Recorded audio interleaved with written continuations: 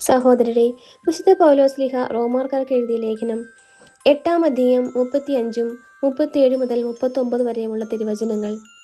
ക്രിസ്തുവിന്റെ സ്നേഹത്തിൽ നിന്ന് ആര് നമ്മെ വേർപെടുത്തും?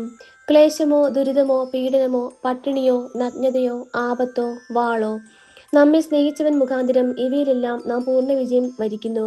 എന്തെന്നാൽ മരണത്തിനോ ജീവനോ ദൂതന്മാർക്കോ അധികാരങ്ങൾക്കോ ഇക്കാലത്തുള്ളവയ്ക്കോ വരാനിരിക്കുന്നവയ്ക്കോ ശക്തികൾക്കോ ഉയരത്തിനോ ആഴത്തിനോ മറ്റേതെങ്കിലും സൃഷ്ടിക്കോ നമ്മുടെ കർത്താവായ യേശു ക്രിസ്തുവിനോടുള്ള ദൈവസ്നേഹത്തിൽ നിന്ന് നമ്മെ വേർപെടുത്താൻ കഴിയുകയില്ലെന്ന് എനിക്ക് ഉറപ്പുണ്ട്.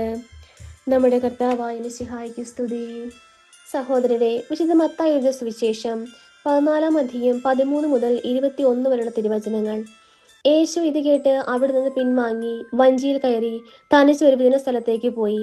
ഇതറിഞ്ഞ ജനക്കൂട്ടം പട്ടണങ്ങളിൽ നിന്ന് കാൽനടയായി അവനെ പിന്തുടർന്നു. അവൻ കരയ്ക്കിറങ്ങിയപ്പോൾ വലിയൊരു ജനക്കൂട്ടത്തെ കണ്ടു. അവരുടെ മേൽ അവന് അനുകമ്പ തോന്നി. അവരുടെ ഇടയിലെ രോഗികളെ അവൻ സുഖപ്പെടുത്തി.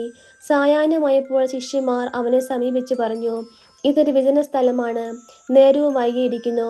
ഗ്രാമങ്ങളിൽ പോയി തങ്ങൾക്ക് ഭക്ഷണം വാങ്ങാൻ ഈ ജനക്കൂട്ടത്തെ പറഞ്ഞയക്കുക.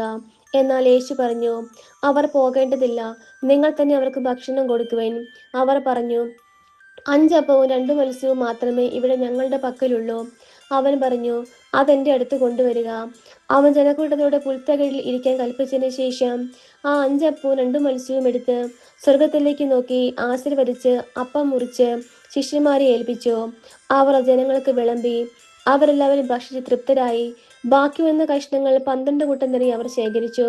ഭക്ഷിച്ചവർ സ്ത്രീകളും കുട്ടികളും ഒഴികെ 5000-ത്തോളം പുരുഷന്മാരായിരുന്നു. നമ്മുടെ കർത്താവായ മിശിഹായ്ക്ക് സ്തുതി.